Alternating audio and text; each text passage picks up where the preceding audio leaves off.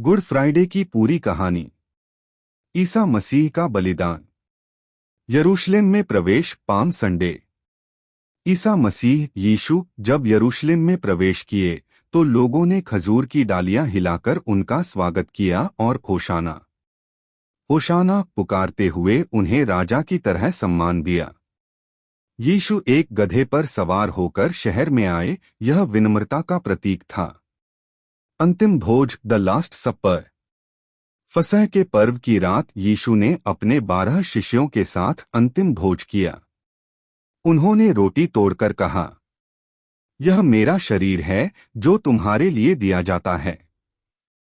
और दाखरस का प्याला देकर कहा, यह मेरा लहू है जो तुम्हारे पापों की क्षमा के लिए बहाया जाता है। इसी रात यीशु ने यह भी कहा कि तुम में से एक मुझे पकड़वाएगा। यह सुनकर सभी शिष्य दुखी हो गए। वह गद्दार था, यहूदा इस्करियोती, जिसने मात्र 30 चांदी के सिक्कों के लिए यीशु को धोखा देने का षड्यंत्र रच लिया था। गतसमनी की बगीचे में प्रार्थना। भोज के बाद यीशु अपने शिष्यों के साथ गतसमनी के बगीचे में गए। वहां वे अकेले घुटनों पर बैठकर परमेश्वर से प्रार्थना करने लगे।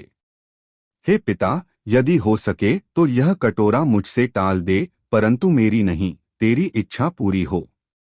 यीशु जानते थे कि आगे क्या होने वाला है। उनका पसीना खून की बूंदों जैसा टपक रहा था। यह उनकी पीड़ा और मानवता के प्रति उनके प्रेम का प्रमाण था। गिरफ्तारी। उसी रात यहूदा सैनिकों और मुख्य याजकों की भीड़ लेकर वहां आया। उसने यीशु को चुंबन देकर पहचान कराई, यह विश्वासघात का संकेत था। यीशु को बंदी बना लिया गया। सभी शिष्य डरकर भाग गए।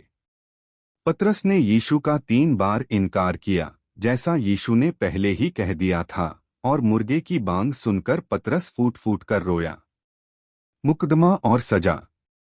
यीशु को पहले महायाजक कैफा के पास ले जाया गया, फिर रोमी गवर्नर पिलातुस के सामने पेश किया गया। पिलातुस ने यीशु में कोई दोष नहीं पाया और उन्हें छोड़ना चाहा। उसने भीड़ से पूछा, मैं तुम्हारे लिए किसे छोड़ूं, यीशु को या बरअब्बा को? भीड़ चिल्लाई, बरअब्बा को, और यीशु को सूली पर चढ़ाओ। पिलातुस ने हाथ धोकर कहा, इस निर्दोष के खून का दोष मुझ पर नहीं, और यीशु को क्रूस पर चढ़ाने का आदेश दे दिया। क्रूस की